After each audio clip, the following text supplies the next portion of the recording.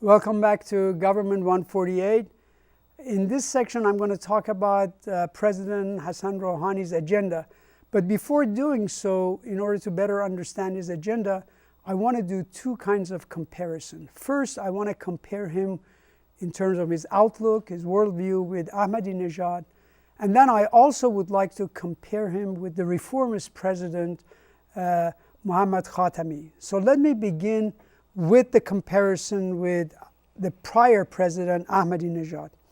One area of significant difference in their worldview and the way they look at the international politics, and particularly the United States, has to do with their respective assessment of United States capabilities.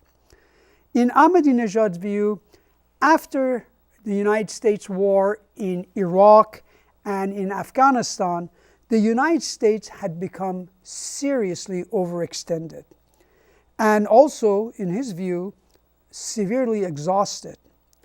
He felt that the United States really lacked the capability and or the will and determination to attack Iran and to start another war with Iran. Therefore, as far as Ahmadinejad was concerned, for the United States to start another war with Iran in the Middle East, it would not only be very unpopular at home, but prohibitively costly and without being able to accomplish very much.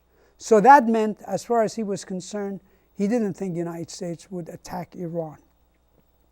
Rouhani, on the other hand, does not see the United States so overextended that would prevent it from going to war with Iran under certain circumstances.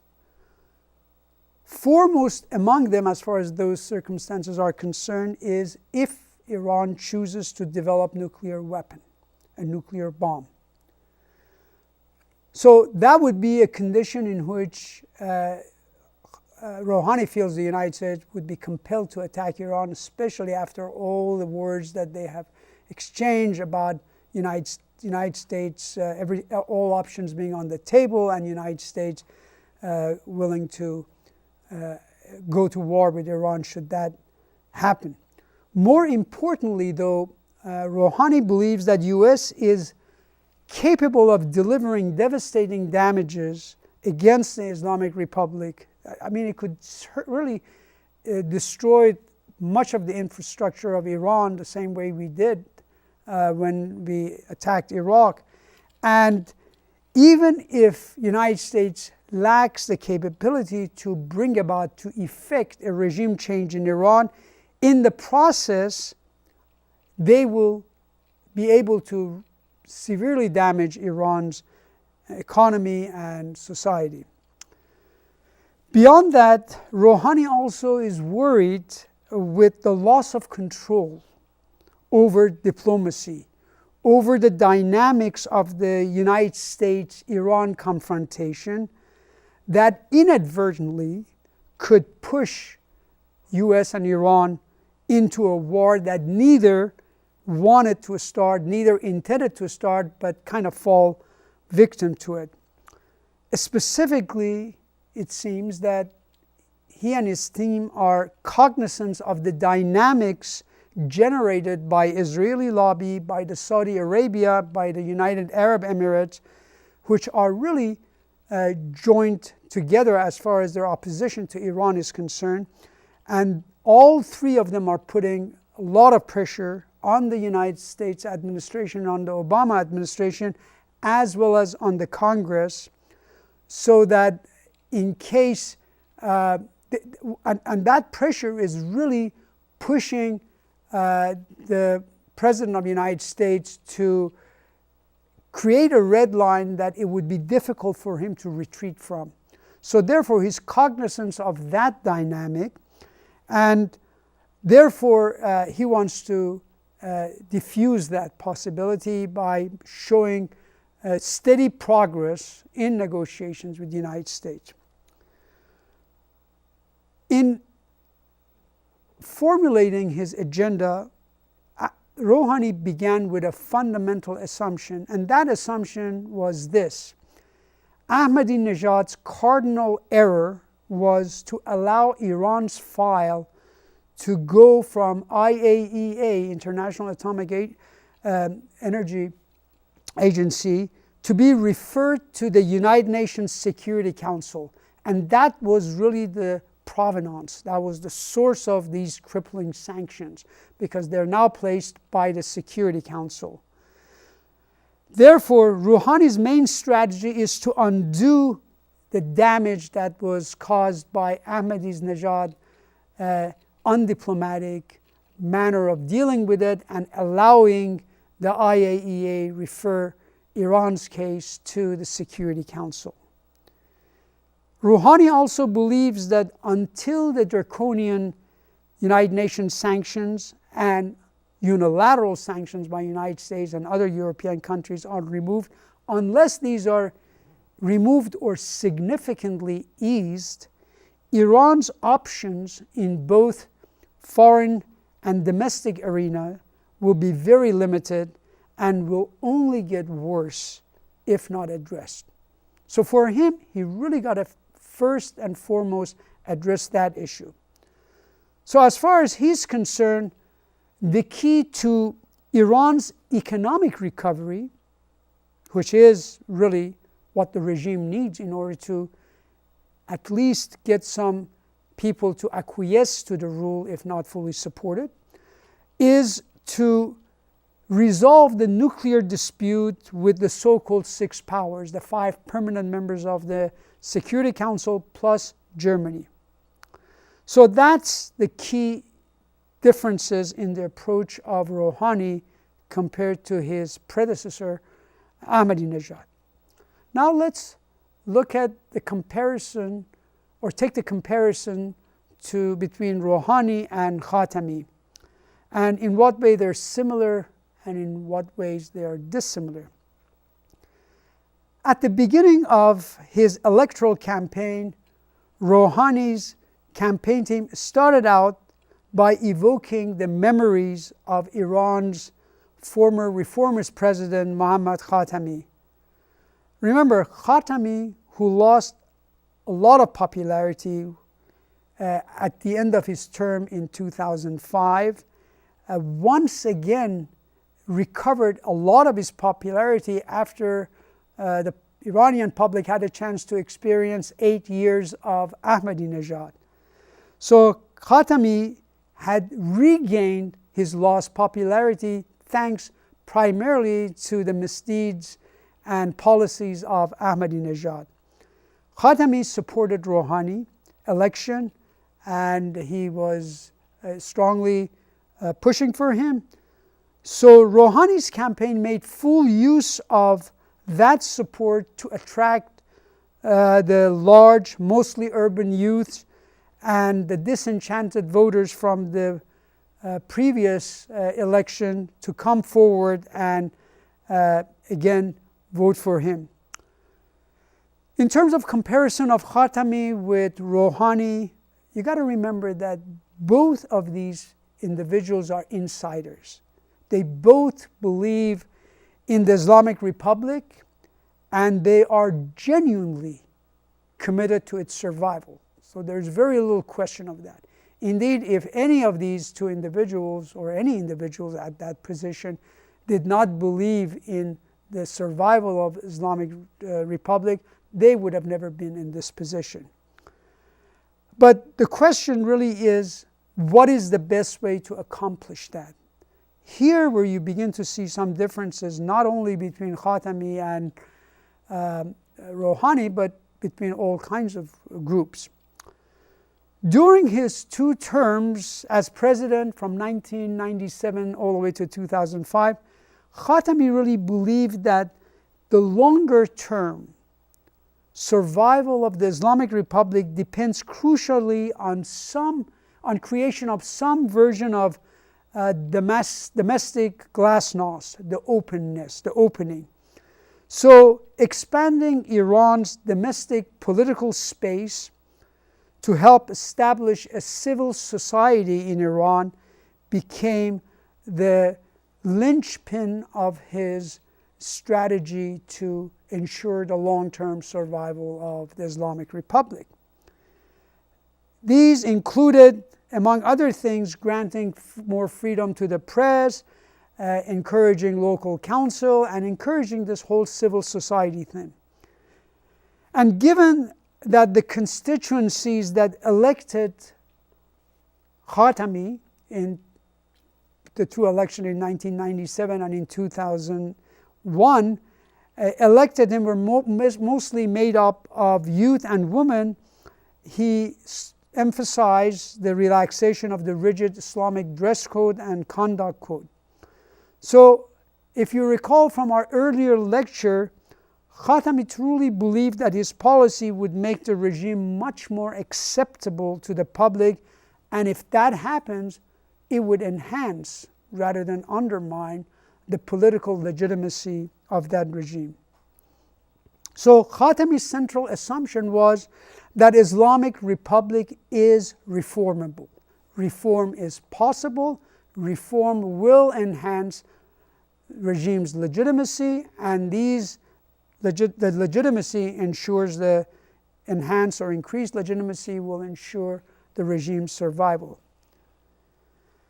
But as he began his reform process, he realized that he could easily lose control, and he not only spooked, so to speak, the hardliners with his reform agenda. At the end, he himself got spooked by his own reform. And once he saw his reform produce such strong backlash from the hardliners, from the extremists who brutally suppressed intellectuals and students demanding greater freedom, at the end, Khatami decided that he cannot proceed much in a serious way, at least with his reform. If he does, his fate would be that of the former Soviet leader Gorbachev. So if you recall from the last lecture, at the end he almost resigned himself that the regime, if you were to reform it in the way he had gone about it, certainly would be very vulnerable. Now let's look at Rouhani. Rouhani, on the other hand, seems far less concerned about the domestic threat to the regime's survival, which had been the focus of Khatami's concern. For Rouhani, the fundamental threat to the regime comes from external rather than internal forces. It comes from the culmination of years of enmity between, on the one hand, the Islamic Republic of Iran and the West, and especially the United States. According to Rouhani's perspective, therefore, these enmity have reached a point that their individual and collective political and economic sanctions on the part of the West against the Islamic Republic have seriously emasculated Iran's economy and has gotten Iran into a real bind. So Rouhani's diagnosis of what ails the Islamic Republic, and therefore his policy foci in terms of dealing with these problems, are very different than those of Khatami's. Therefore, as soon as he was elected, he made negotiation with the six powers to settle Iran's nuclear dispute in exchange for removal of the crippling sanctions against Iran, his number one agenda. He said that he fully intends to engage the West, and to make this happen, he handpicked as his foreign minister one Mohammad Javad Zarif, who is an American-educated diplomat trained in international politics, I believe at the University of Denver. And Zarif served as a former UN representative from Iran. I had one of my graduate students actually interview him when he was in the United Nations, serving as Iran's embassy over Iran's nuclear issue back several years ago. So Zarif had been sidelined soon after Ahmadinejad came to power, and he stayed that way until Rouhani was elected. The reaction in the West to Rouhani's election and his foreign policy team selection was optimistically cautious. In fact, it was pretty optimistic, I should say, even though it was cautiously optimistic. Now, it became increasingly clear that Rouhani had received the blessing of the leader when he set his agenda to explore serious talks and negotiation with the Sixth Power.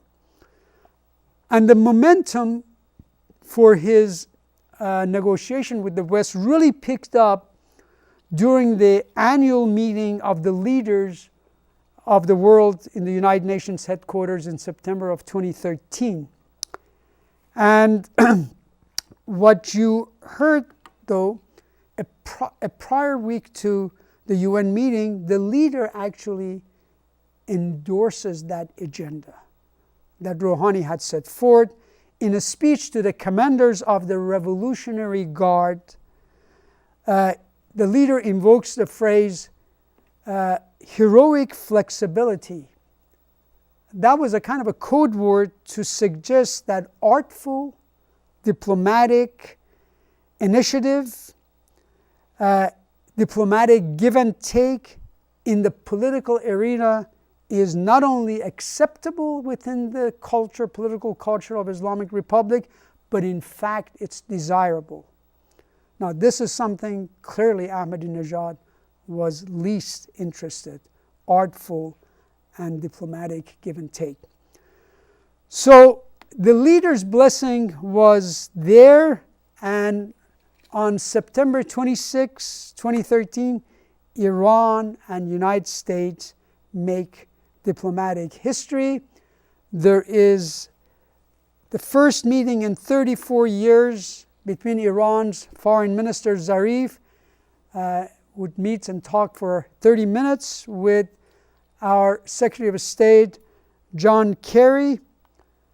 And in that meeting, you can see it was on the sidelines of the multilateral talks about Iran. This was just the US and Iran.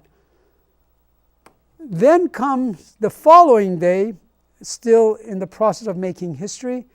On September 27, 2013, again, history was made because we had the two presidents, Barack Obama of the United States and Hassan Rouhani of Iran.